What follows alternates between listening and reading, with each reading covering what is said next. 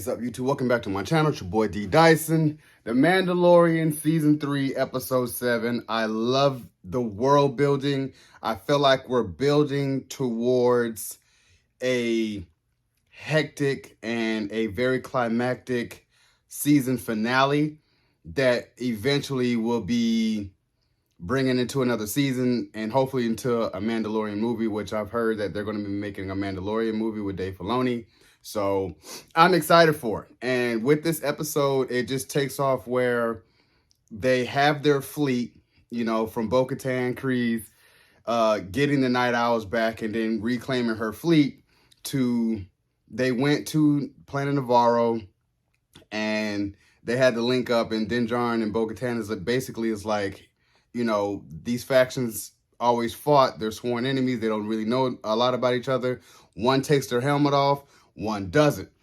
But it's their job to unite everyone because we're going back home.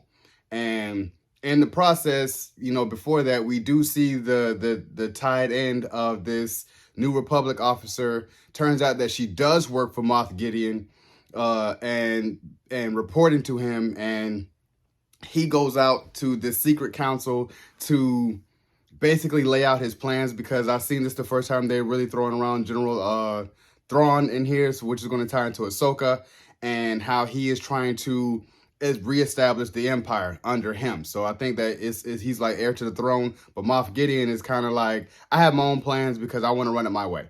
And I want to see where this goes, because this is really a very, very good episode for what's to come. Because as the Mandalorians get to Planet Navarro, now you see that Mastodon head, you know, that symbol, the sigil of the Mandalorians underneath Bo-Katan Kryze's fleet ship. So you can tell, yeah, these are the Mandalorians. And as they rally and they go to Mandalore, some who's like, yeah, it's every bit of, you know, as Paz was saying, it's every bit of, you know, what I've heard is worse than what I thought. And, you know, the Night Owls, like, it was, you know, we were here when it happened, that type of thing. So they're always going to have that bickering, arguing, going back, especially when they were playing that chess match between Axel and Paz. Like, it's just the animosities in there. They're destined to fight each other. And Bo-Katan is the only one that can really unite them under the Darksaber. So as they get to Planet Mandalore, they're trying to look for the Great Forge. You run across more Mandalorians that are there. They've been there the whole time, and I'm like, dang. So I'm finally seeing that they're rallying. Then I seen the black dude from Top Gun. I was like, look at you, sir. Look at you. You're really in, you know, doing your thing. And as he's a captain of Mandalorian, and as they head to the Great Forge, they run across Imperials. And now that you're seeing that these Imperials have Beskar alloy type of gear. So that is a signal of that's what Moff Gideon has been doing with the Mandalorians, basically taking their culture and making it into his own army, his own fleet, and withstands more bullets from, you know, people shooting at him. So that is his whole mission. And then he got the granted of approval of getting the guards. So when they're going shooting it out with the Imperials, Paz is kind of like letting them know, like, hey, you know, he just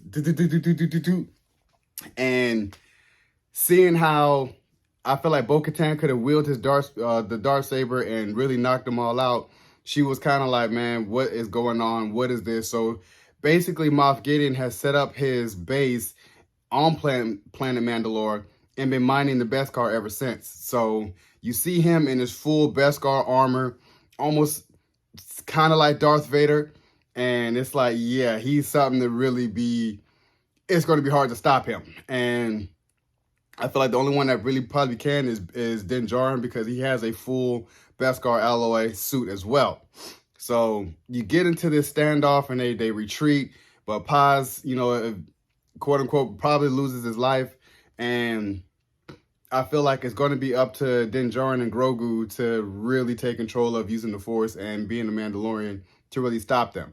I love this episode because, like I said, it's world building, and it's really a sign for things to come, with mentioning General Thrawn and seeing how all these things are going to be intertwined. Now, with the Ahsoka series coming out, I feel like Ahsoka, Cal Kestis is the Jedi survivor, it's a lot of things from Return of the Jedi to the brand new trilogy of Star Wars that you left a lot of Star Wars mythos on the table to build to the galactic First Order. So I sit there and tell myself, I'm like, it's a lot of Star Wars left on the table, and I love where we're going with this. I really feel like Darth Maul is really in here somewhere.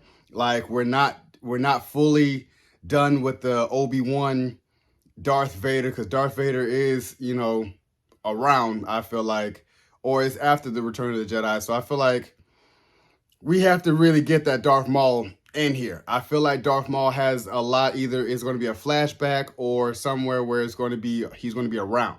And I need to see that. I really need to see that, where Ahsoka comes out of nowhere, or Cal Kestis, and really lay it down. So, you guys enjoyed my review of Season 3, Episode 7 of The Mandalorian. Subscribe to my channel. Post a comment down below and like the video. It's your boy, D. Dyson. Peace.